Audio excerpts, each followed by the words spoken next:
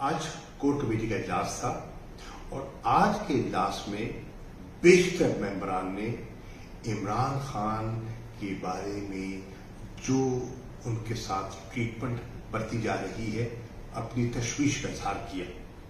लोग हैरान थे कि जज ऑर्डर करता है आईजी इस्लामाबाद को, वारंट गिरफ्तारी उनके हाथ में थमाता है, लेकिन पंजाब पुलिस जमान पाक पहुंच चुकी होती है, ऑर्डर इस्लामाबाद के पास है और गिरफ्तारी पंजाब पुलिस कर रही है। ऑर्डर इमरान खान को अडियाला जेल मुंतकिल करने का है और उनको ले जाया अटक जाता है। अटक के बारे में मैं जानता हूं, मैं वहां रह चुका हूं।